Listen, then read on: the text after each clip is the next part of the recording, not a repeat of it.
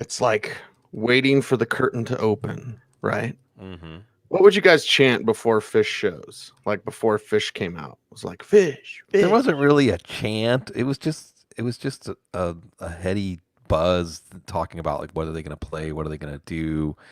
Um, there wasn't really anything I can think of that was a pre. What we would watch is the order that things would happen, right? Like, oh, they're putting the set lists out. They're filling up. They're putting the waters and the drinks out. Like they're Mm-hmm. lighting the candles. We knew the order of everything, so we knew about how long it was until the show started. So that was our ritual.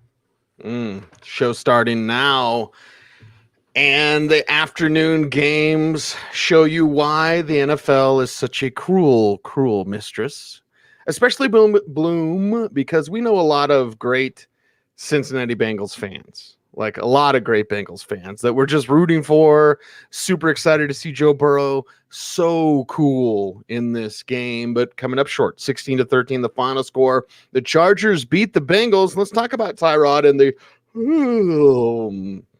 Tyrod Taylor Yeah. performance, and even on the sidelines, just watching Tyrod. And again, I like Tyrod; he's okay, but you could be a little more fiery, I suppose, and you could throw to Austin Eckler more than once.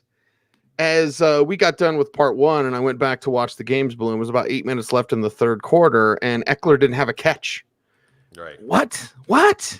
Kind of. I know. They won, and it's not Right. about fantasy football. But still, you have an incredibly great receiver, a great receiving threat, and you throw him once. He gets one catch for 3 yards, 19 carries, 84 yards on the day. Joshua Kelly comes in and gets 12 for 60 and a rushing touchdown there. Hunter Henry leads the way with 5 for 73. Mike Williams, 4 for 69. He played with that painful shoulder injury, and he took some shots, Bloom, including one you thought he might be concussed on. But Mike Williams showing that toughness out there. Keenan Allen, 4 for 37 in this contest, and Tyrod Taylor, 16-30 for 208 yards. It was Tyrod Taylor that was putting me to sleep, but it was Joe Burrow that was waking me up. Yeah, see, what did I say in the preseason? 13-10. Anthony Lynn wants to win Mm-hmm. games 13-10, Yep. 16-13, 13-10. What's the difference? What's the Yeah. difference? Right? Anthony Lynn's like, just like we drew it up. Yeah.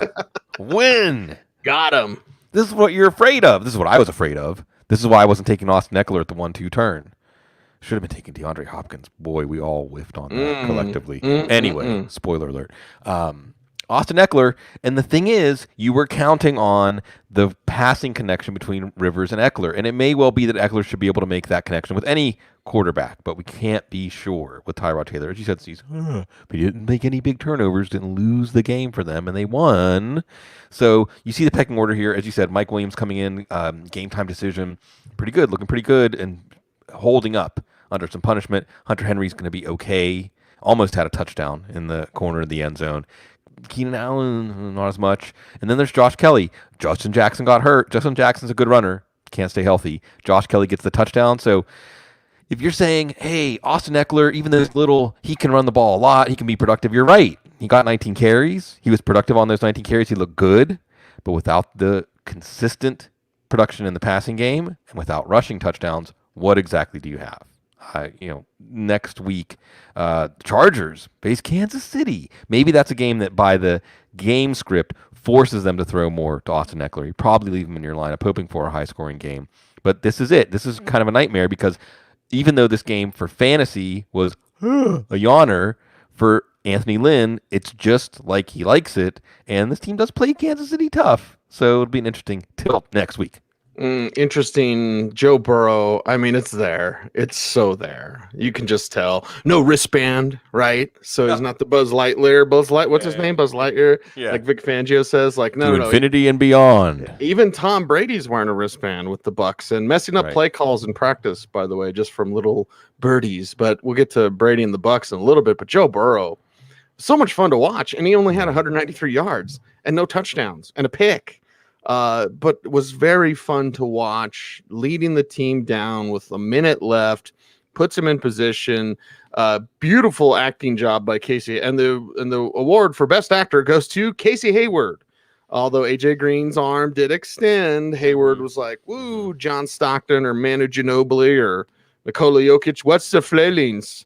Yeah, he was like that. And they threw the flag, and instead of being a touchdown, for the Bengals to get the victory. It was, okay, offensive pass interference, go for a field goal, kicker gets hurt on the field goal. Just awful. Never trust kickers. Kickers are awful.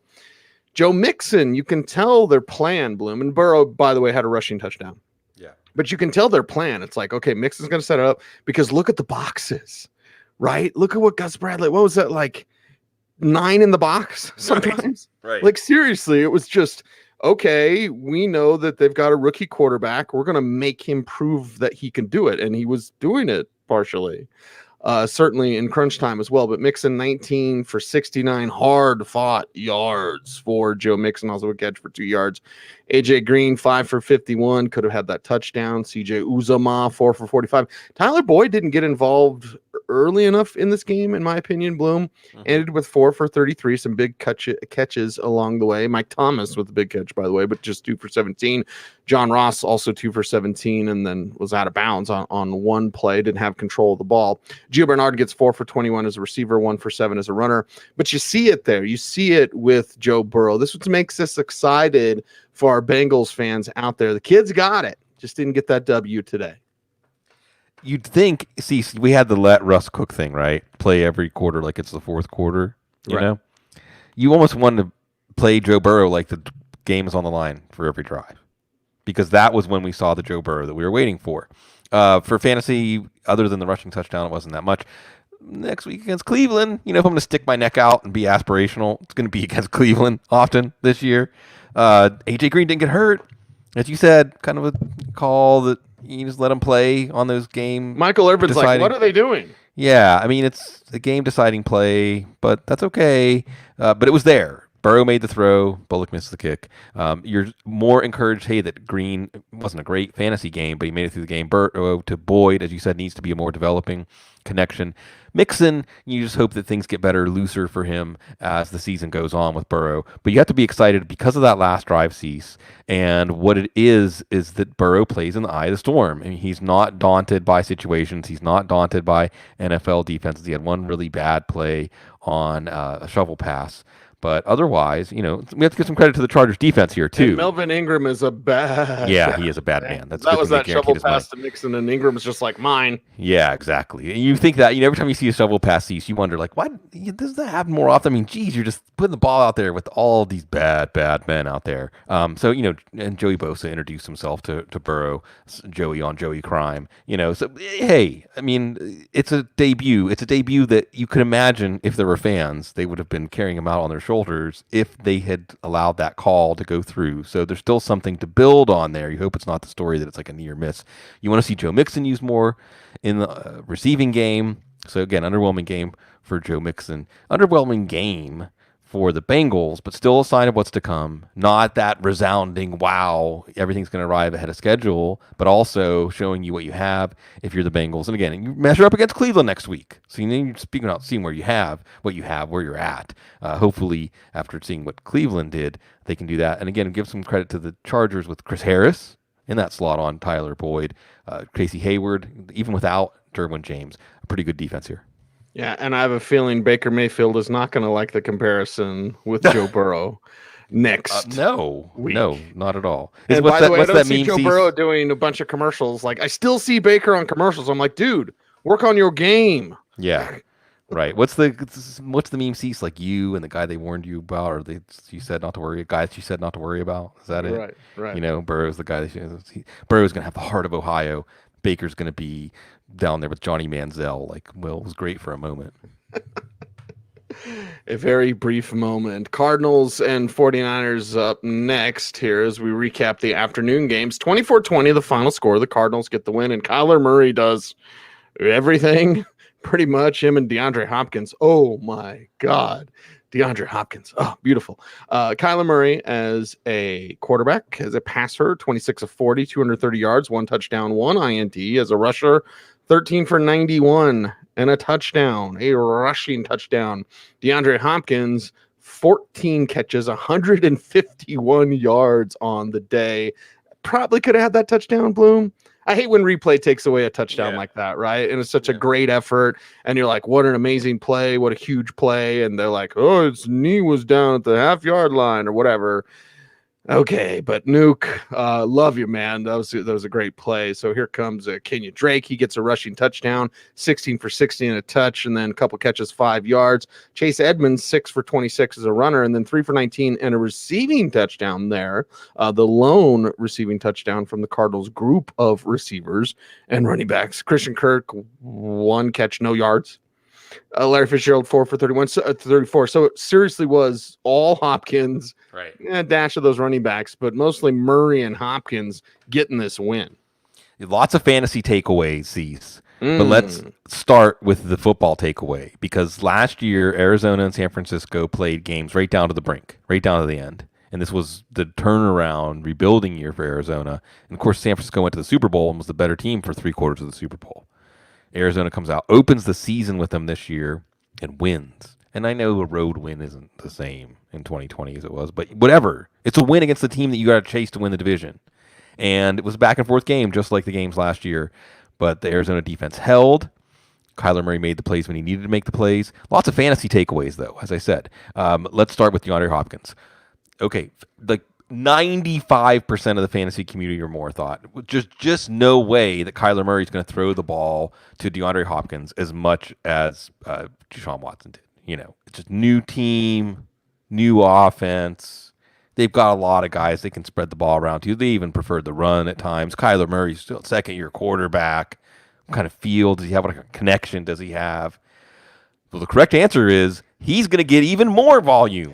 He's going to be even more centered in the passing game, which is great because it's like the Cardinals trading for him and saying, yeah, we traded for you because you can basically make your downfield passing game DeAndre Hopkins in these 10 to 15-yard increments that you just take at will. And then paying him, by the way. Yeah. Trading for him and then paying him. So I want to hear from people out there that heard all of us, including me, saying, yeah, DeAndre Hopkins second round. I don't know. I mean, that seems like he should be even further down on the board on a new team. And you took him anyway, and you're like, see, I knew it. Because you deserve the props today. None of us that were saying that. Kyler Murray, the runner. See, so I was talking about Chris Berman this morning. What would the sound effect be for Berman on those runs? Like, whoop, whoop, whoop, whoop, whoop, whoop, whoop, whoop. Yeah, you know, he would just be out there zigging and zagging, you know. You almost look at him, Cease, as a runner. He has the handling of like a drone in the air, you know. I mean, he's confounding the defense, and this is not something we factored in. We factor in for Lamar Jackson, not as much for Kyler Murray, even though he was one of the leading rushers at quarterback last year. But if he's getting 100-yard games as a rusher and then being competent as a passer, mainly by just throwing the ball to DeAndre Hopkins, yeah, we're talking. This was a big fantasy game for Murray. I don't know exactly how the numbers will shake out. He might have been the biggest quarterback. Him or Matt Ryan, I don't know. The point is, you got Murray. You're happy. You have Drake. You're not as happy. I mean, look, it wasn't a full-blown committee, but Edmonds wasn't just sitting on the bench in case Drake got hurt like he was in the second half last year. So now we can see that Drake coming into the season healthy, Edmonds coming into the season healthy, it's going to be like a 2-to-1 split, you know? Less margin of error for Drake, not necessarily a weak winning performance like he did twice in the fantasy playoffs last year. And Edmonds has a little, what the heck, flex value to go along with his upside. Christian Kirk, not much upside, did get a deep target. This is just how this pass offense is going to be. We wouldn't have even dabbled or touched Kirk in his ADP if we had known about DeAndre Hopkins not just resuming his role, but increasing that role with Kyler Murray. And it's just great, Cease. We love to see, if not the changing of the guard, at least these spirited battles. Because now you have Seattle, San Francisco, and Arizona, and we'll see about the Rams playing a little bit here, that every week that these two teams play, it's going to be a slugfest. And this division, all three teams should feel like they're the best team in the division. It's exciting. It's exciting that DeAndre Hopkins is in this division now, that Isaiah Simmons is in this division now, that Jamal Adams is in this division now. This is exciting. This is fantastic. And remember, San Francisco is playing without Deebo Samuel, without Brandon Ayuk, so they can say, we'll meet again, and the result might be different. Still crack up seeing my man Vance Joseph on the sidelines as well. By the way, Bloom, when a head coach says this guy could be a starter, like Cliff Kingsbury did with Chase Edmonds, yeah. Message. Yeah. But I do wonder if Deshaun Watson is like that. You probably don't know this, Bloom. Maybe you do. Oh, ooh. But the meme of Wolverine sitting on the bed, look at the picture frame. Yeah, I'm thinking more of like Pablo Escobar, but yeah. Is that Deshaun Watson sitting on the bed, looking at the picture frame of DeAndre, of Nuke? Yeah. All right, let's talk about the 49ers. And, well, Jimmy Garoppolo gets it done with 259 yards passing, mostly to running backs, and 2 touchdowns, all to running backs. So let's talk about it. Raheem Mostert, 15 for 56 on the ground. Fine. It's that committee. And then he had 4 for 95, most of it on the big 76-yarder, and 1 touchdown there. So you started Mostert, must start, as our friend Matthew Berry said. I thought that was very funny and very apropos. I love that word. They have a plan for Jet McKinnon. They're excited for Jet McKinnon. Anytime you keep a guy for 2 years when he shreds his knee multiple times and you keep him, and then you restructure, make sure you keep him around, you have a plan for him. And he scored a receiving touchdown, 3 for 20 and a touchdown there, 3 for 24 as a receiver. Tevin Coleman got worked in a little bit. George Kittle missed some time, 4 for 44 on the day. So people were really nervous there when Kittle was knocked out of this game. But no Debo. You're sitting here going, okay, who's out there? No Ayuk. You got some troubles at receiver. Just keep throwing to those running backs and Kittle so long as he's healthy. Not a great game for Garoppolo. I mean, he made enough plays. They were driving down the field at the end. They had a chance. But again, you can't necessarily hold it against him when he doesn't have his number 1 or number 2 receivers. Last year, he had 4 touchdowns in each of the games against Arizona in those thrilling close wins. Garoppolo is going to be a matchup play. This was a good matchup. Next week against the Jets, probably a good matchup. So his numbers were still acceptable, just not standout. Raheem Mostert's numbers were standout because of that long catch and run touchdown, and he didn't do as much as a runner. Arizona's run defense did a good job against Kyle Shanahan's running game, but he still had like 2/3 of the carries, 15 out of 22 running back carries or something like that. That's what you want. That's what the role you want him to have, and you can't be unhappy with what you got from him today in fantasy leagues, just unless you put him on the bench because you weren't bold enough to play him. Jets running defense, rush defense next week, tougher. And some might say, well, Tevin Coleman, air quality, maybe things will be different. You know, it's the same thing we're doing with Mostert. You know, we're saying, well, it could change back, continue to change back. It hasn't changed back yet. Mostert is still a good play. Kittle didn't do as much, a little banged up. You know, just hope that he doesn't get worn down too much over the course of the season, especially with him having to do a lot of the heavy lifting in the passing game or just having a lot more. Cease, it's like in the Nuggets one today, by the way. And you did a basketball reference earlier. I meant to say something about that. You just wove that right in there. What's the flailings? You just because he freaking flops all the time, and then when someone calls him out, Patrick Beverly called him out, and after the game, Jokic was like, "What's the flailings, dude? It's what you do all the time." It's just great that you're bringing that Cecil Lammey energy to basketball takes now. You know, and the Nuggets won. So these are good times. But with Kittle, it's almost like the Hack-a-Shack. Do you know that one, Cease? Hack-a-Shack. Of course. Hack-a-Shack, right? So like you're just gonna hack Kittle. You're just gonna wear him down, pound on him because he's all they have right now. As you said, McKinnon was sharp. If you played him, what'd you get? Like 13 points or something? You're happy with that. He looks good. He looks like someone that should be involved in this offense, and also if Mostert goes down, you like that. But Mostert off to the races was really the story here. That track speed, making the angles look bad. I don't know what he hit, like 22.7 or something ridiculous. As fast as anybody was running on a football field today, that was Raheem Mostert on his long touchdown. So again, San Francisco, they lick their wounds and play the Jets. So you're fine. Arizona gets Washington. Spunky startup Washington, but Arizona could be 2-0, and see, Arizona after that gets Detroit, Carolina, the Jets. Maybe there's something brewing here with the Arizona Cardinals. Maybe, just maybe. What is Hack-a-Shack? Bloom, come on. Well, I can't. You just disdain other sport. What's really baseball? It's really more baseball. Baseball, yeah. It's because you collect Jordans and everything. What was the coach that got the whole team Jordans? You saw that? Yeah, I saw that too. I can recite almost every single lyric from Shaq Diesel. That's right. Which is a good hip hop album. Yeah, that's true. That's exactly. True. Are you the consultant? Are you the secret consultant for the coach that bought the whole team Air Jordans? Like, I know how to get everyone team unity. Just get everyone Jordans. Buy Jordans. Times were hard. Times were rough. Didn't have Toys R Us toys, but we had enough love. plus the guidance from above to go to the court, sweat, push, and shove. That's great. I won't continue because that is awful. That's all right. People need to know about Shaq's album. Yes, it was very good. His first one, then all our other ones sucked. But 34-23, the final score. The Saints beat the Buccaneers. I got some interesting things about Drew Brees that we'll get to. Some interesting things about Tom Brady that we'll get to right now. But Brady with a couple of picks, including a pick six, 2 touchdowns, 239 yards passing. Chris Godwin gets 6 for 79 in this one. Scotty Miller gets 5 for 73 as I choke up. OJ Howard, 4 for 36 and a touchdown, the first one that Brady threw. Mike Evans at the end gets a catch for 2 yards and 1 touchdown. Don't know why you would have started him, but if you did, whatever. Rob Gronkowski, 2 for 11. Tom Brady gets a rushing touchdown as well. So, of course, that's the Brady thing. But can I say something to our man, Bruce Arians? This is very personal. Very personal. Stop trying to make Ronald Jones a thing.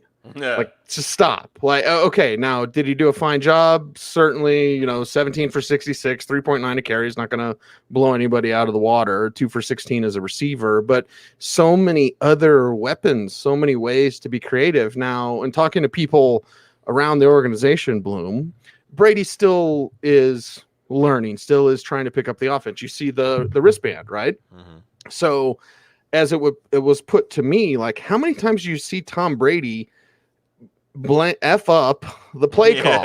Yeah. And that was happening out at training camp. You could tell the uncomfortableness still within this system. And I'm like, okay, to me, Ronald Jones isn't an answer. Come on, put the foot on the gas. You've got all these weapons. I know Evans is banged up, but still, all those tight ends, let Brady be a little more Brady. And we just didn't see it. We saw a deep pass that didn't connect. I think there was a pass interference on that play, Bloom. And he's one of the best deep passing quarterbacks, even though you think of his noodle arm. So it's an interesting start. We see Cam Brady doing the Wakanda forever, right? Scoring those rushing touchdowns. And we see Tom Brady losing with his new team. It was interesting. Maybe we were burying the lead when we talked about this was the oldest matchup. I mean, two oldest starting quarterbacks. Because, Tom Brady looked like a quarterback on that second team at the end of his career. I mean, he didn't look terrible. There was that point, the game when they honored Peyton. That was one of the most surreal things, Cecil. The game they honored Peyton was the game that the wheels came off. The game that smoke came out of the hood. And he had to just pull over on the side of the road. NFL football gods can be cruel. But all the excitement for the Tom Brady era, for fantasy, Brady was fine. And like you said, Cecil, stop trying to make Ronald Jones happen. So Brady by volume, because, that was part of what Winston had going for him, 600 whatever attempts. That's good for Brady, I guess. But, Ronald Jones, and let's give some credit to New Orleans defense. Jackrabbit, Janoris Jenkins, jumping the route for that pick six. That's what he does. Saints are a tough out on defense. Next week, and that's the thing, right, Cecil? This is the schedule makers for you, because next week, Tampa gets Carolina. So next week, everything will work. Everything will look good, and we'll say everything's great. Tom Brady throws for 400 yards and 5 touchdowns or whatever. So you're fine with Brady there, but otherwise, Godwin now, okay. He looked okay. Evans got the touchdown late, but otherwise wasn't really a factor. Scotty Miller was a factor, which we'll see how long that persists. And then also going back to Peter King, and people make fun of Peter King, but when Peter King said, Gronk might be third in snaps, Gronk isn't really that big of a factor for this team. Wasn't in this game, at least. OJ Howard getting the touchdown, but again, spreading it out, maybe too much for the running game. They weren't really in the same league as the Saints, honestly, and that's a problem. We'll see how they measure up with Carolina, who at least took the Vegas to the end. But I think that maybe people, start to tear up those Bucs Super Bowl tickets pretty soon. Well, let's talk about the Saints. And in the course of a month, Bloom, I've had 2 people, one that would really, really know and one that would know, say to me privately, Drew Brees' arm is done. Mm-hmm. It's just done.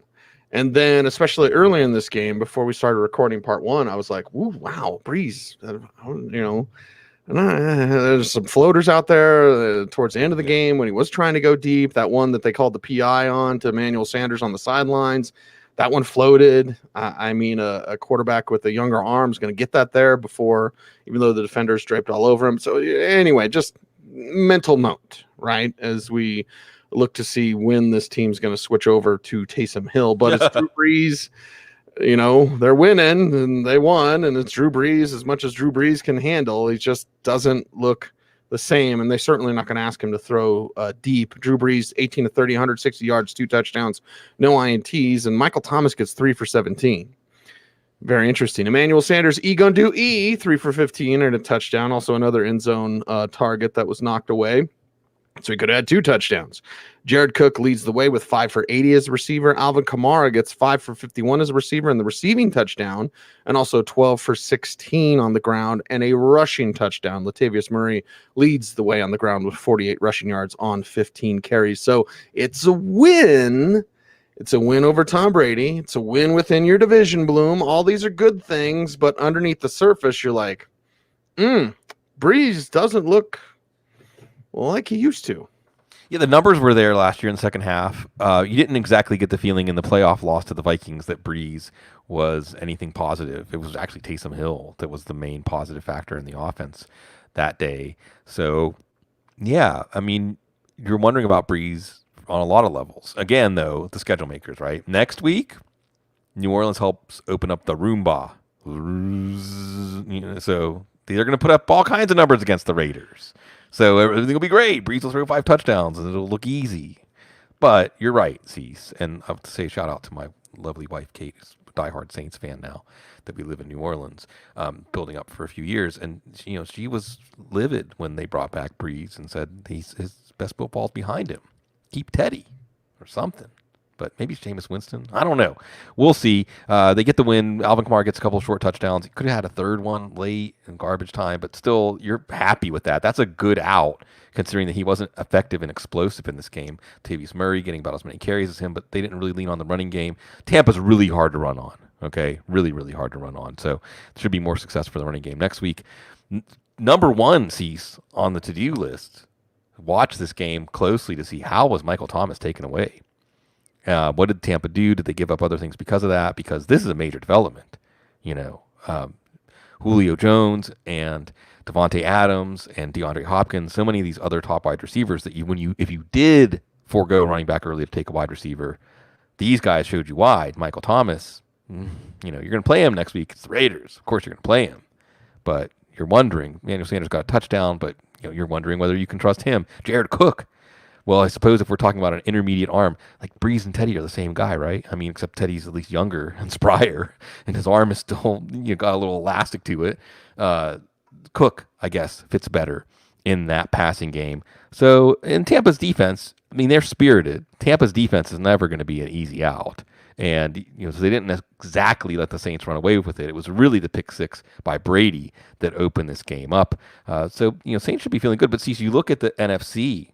It just looks wide open right now. Really, you could picture any of 6 or 7 teams as legitimate Super Bowl teams on that side of the bracket. We haven't even seen the Cowboys play yet this week. We have seen a lot. We got 3 more games left. Again, it's great that it feels like football. It's great to be recording these shows with you. It's great to be interacting with all of our great followers, our listeners, subscribers at Football Guys. It's great to take this ride again. And I think if there's anything, Cease, we can take out of coronavirus that can be very positive, 2020, as I've got a hurricane bearing down on me. So I don't know if I'll be ready for the waiver wire show. It's kind of hard to do that without electricity.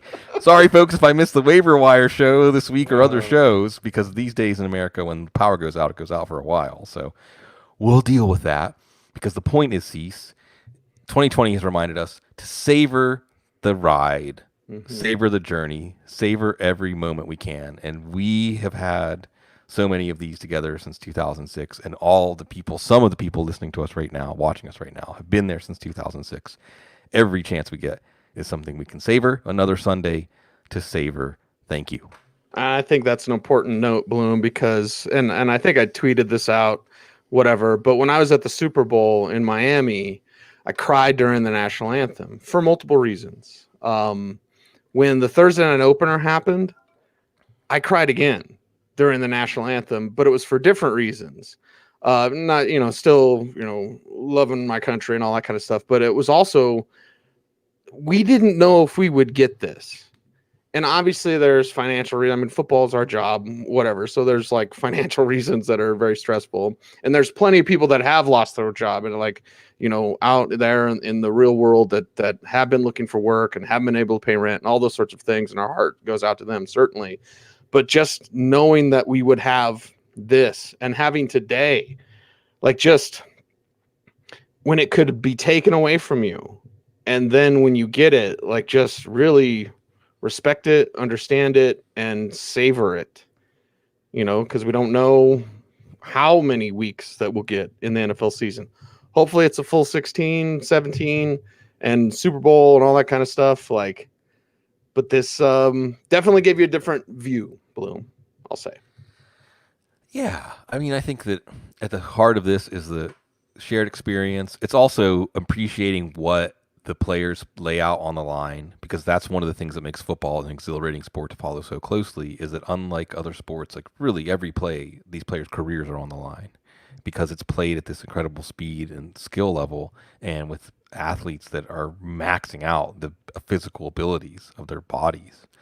And they're putting it out there, and it makes it exhilarating to watch. Again, at the same time, it's also about sharing. That's why Twitter, in some ways, has helped accelerate the NFL as much as fantasy football. Maybe not as much, but it's the shared experience. It's seeing something happen and saying, wow, and elbowing your friend, like, did you see that? Or stuff that makes you stand up when you feel that energy. And of course, you didn't get that from the crowds, but I thought it was really commendable. See, there wasn't an appreciable difference in intensity level, I didn't think, watching the games. It looked like NFL football. It sounded like NFL football in terms of the hitting, in terms of the energy. And it's just anything, right? I mean, if you're listening to this right now, NFL football is one of those things for you. But whatever it is, and it doesn't have to necessarily be something related to coronavirus. It could just be like you like hiking on the Appalachian Trail or whatever it is, reading books. I mean, it can be anything. Spending time with your guinea pig sitting on your chest. Whatever it is, man. These things, like Adam Harstad said, you get to decide what makes life worth living to you.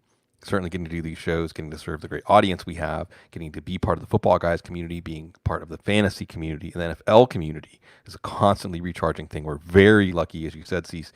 There's a lot of people, including people listening to us right now, that they've lost people in 2020. They've gotten sick. Maybe they're going to be sick in some level for the rest of their lives because of coronavirus. They've lost their jobs. They've lost their businesses. They've lost their dreams. They've lost all kinds of, we have our life arcs. We have our plans. And everyone's plans, unless you're like a billionaire, but that's a different show. Everyone's plans got messed up. Everyone's plans got messed up, but yet we still need to carry on. We still need to bring our positivity and create the magic. We're all magicians, create that magic that makes life worth living. And it's a special thing to appreciate life while you have it in your grasp. And we all still have it, if you can hear the sound of my voice right now. Some people's plans may be right on time. By the way, Bloom, Georges Niang, I talked to him, Utah Jazz forward last week, and he said without fans, like if you get in the zone, you can stay in the zone longer because there's no fans to, change the other team. So just keep that in mind while we go through with no fans. And I'll keep sprinkling in some basketball references since you like that, Bloom. And Game 7. Sure. That is a wrap. We got Monday Night Football tomorrow night, Steelers and Broncos show. We won't be recapping those games, but we'll be seeing you Tuesday morning for the waiver wire show. That means we're going to cue the Chuck D. And yes, there are players that you're going to do that to after 1 week. It is the Audible Cecil, Lammey, Sigmund, Bloom. We love you. We appreciate you, everyone. Thanks for watching. Thanks for listening. Stay tuned. And as always, stay frosty.